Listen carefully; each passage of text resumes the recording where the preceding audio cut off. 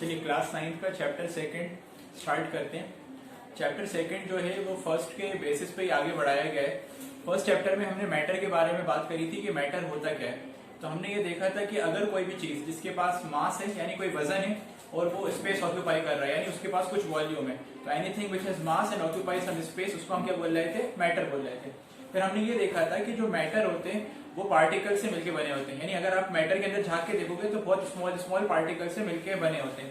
तो ये दो मेन पॉइंट हमने डिस्कस करे थे।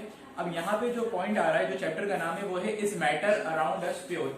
क्या जो मैटर है यानी जो आपके आसपास की जो चीजें हैं वो प्योर हैं या नहीं है? अगर आपको ये जज करना है तो आप ये कैसे जज करोगे? तो उसको जज करने के लिए पहले आपको प्योर की डेफिनेशन पता होनी चाहिए, है ना। देखिए कॉमन लैंग्वेज में प्योर का मतलब क्या होता है? जैसे आपसे बोला जाए कि प्योर मिल्क, तो प्योर मिल्क से हम क्या समझते हैं कि यार प्योर मिल्क वो होता है जिसमें पानी नहीं मिलाया और जिसमें कोई पाउडर माउडर नहीं मिलाया, यही मतलब होता है ना प्योर मिल्क का। लेकिन प्योर मिल्क का मतलब क्या है? भाई हमें गाय से डायरेक्ट मिल गया, भैंस से हमें डायरेक्ट मिल गया, उसमें आपने कोई मिलावट नहीं करी है। लेकिन साइंस की लैंग्वेज में या साइंटिस्ट जो समझते हैं वो इसको प्योर नहीं समझते। प्योर मिल्क को भी वो प्योर नहीं मानते। जैसे आप क्या बोलोगे यार कि हाँ यार ये तो प्योर है, डायरेक्ट गाय से लाया, अब कुछ मिलाया कौन, इसको तो प्योर ही बोलेंगे। लेकिन साइंटिस्ट इसको भी प्योर नहीं बोलते। तो अब जरा साइंटिस्ट इसको प्योर क्यों नहीं बोलते, तो उसको समझने के लिए पहले हमें समझना पड़ेगा कि प्योर होता क्या है। साइंस की लैंग्वेज में प्योर क्या होता है, हमारी लैंग्वेज में प्योर क्या होता है कि किसी भी चीज में कोई मिलावट ना हो। जैसे अगर कोई बोले यार कि ये दाल जो है ये प्योर है, तो अगर आप दाल को प्योर बोल रहे हो तो इसका मतलब ये कि भाई इसमें सिर्फ दाल है, इसमें आपने चावल नहीं मिलाए, इसमें आपने कोई पत्थर कंकड़ नहीं मिलाए, तो इसमें सिर्फ दाल है, तो दाल प्योर है।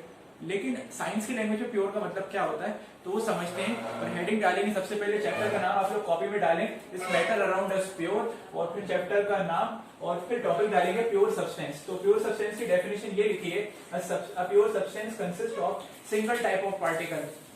प्योर सब्सटेंस कोई भी मैटर है उसको प्योर हम जब बोलेंगे जब उसमें एक ही तरह के पार्टिकल्स होंगे। बस यही लाइन मेन है।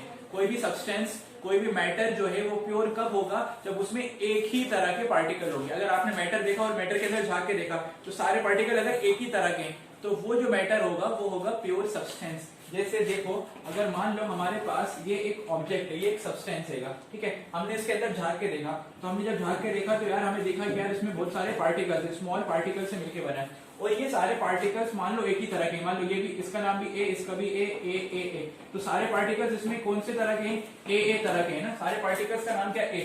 तो ये जो सब्सटेंस होगा, ये सब्सटेंस कैसा होगा हमारे पास? प्योर सब्सटेंस होगा, क्योंकि पार्टिकल इसमें बिल्कुल एक जैसे ही है, ठीक है ना, सारे पार्टिकल्स एक ही नेचर के हैं। लेकिन मान लो यहाँ पे ए की जगह बी आ जाता तो ये पार्टिकल सेम नहीं होते और ये प्योर नहीं होता। तो a pure substance consist of single type of particle. Pure substance वो सब्सटेंस होता है जिसमें एक ही तरह के पार्टिकल होते हैं। एग्जांपल जैसे इन्होंने लिखा है गोल्ड। अब गोल्ड क्या होगा? जैसे आप गोल्ड को उठाओ और अगर गोल्ड प्योर है और उसके अंदर झांक के देखो तो आपको हर जगह गोल्ड के पार्टिकल दिखेंगे। आगे चल के देखेंगे कि हमें गोल्ड के एटम दिखेंगे, वो जो पार्टिकल होते हैं ना उसी को हम एटम बोलना है। तो अगर आपने गोल्ड का एक पीस लिया और उसके अंदर जूम करके देखा तो आपको हर जगह गोल्ड गोल्ड गोल्ड के पार्टिकल दिखेंगे, ठीक है ना। लेकिन अगर उसमें मिलावट है, फिर आपने झांक के देखा तो गोल्ड गोल्ड गोल्ड, और हो सकता है हर जगह कोई दूसरी जगह एक सिल्वर बैठा हुआ, तो गोल्ड के अलावा कोई दूसरा बैठा है ना, तो वो प्योर नहीं होगा। प्योर कब होगा? आपने गोल्ड का पीस उठाया, अंदर झांक के देखा तो गोल्ड गोल्ड गोल्ड, हर जगह गोल्ड दिख रहा है, तो गोल्ड कैसा हो गया? प्योर। इसी तरह सिल्वर देखा, आपने सिल्वर को देखा तो सिल्वर के अंदर जब झांक के देखोगे तो सिल्वर में काय के पार्टिकल होने चाहिए? सिर्फ सिल्वर के, सिल्वर सिल्वर सिल्वर, और किसी के नहीं होने चाहिए। इसी तरह कॉपर को देखोगे तो कॉपर के पार्टिकल। इसी तरह अगर वाटर को देखोगे, ठीक है, तो वाटर में किसके मॉलिक्यूल्स होंगे? वाटर के मॉलिक्यूल्स, जो होता है H2O। तो आप झांक के देखोगे तो हर जगह H2O H2O H2O यानी वाटर के मॉलिक्यूल्स होंगे। इसी तरह अगर आप सोडियम क्लोराइड लो तो हर जगह सोडियम क्लोराइड ही मिलेगा। अच्छा, दूसरा एग्जांपल देखते हैं जिसमें हमें प्योर नहीं है। जैसे समझो, जैसे हमारे पास जो मिल्क होता है, जिसको मैंने बोला कि मिल्क क्या है? प्योर नहीं है। Milk is not pure, milk जो है वो प्योर नहीं है। अच्छा, मिल्क प्योर क्यों नहीं है? मिल्क प्योर इसलिए नहीं है क्योंकि अगर आप मिल्क के अंदर झांक के देखोगे तो मिल्क के अंदर आपको वाटर मिलने वाला है।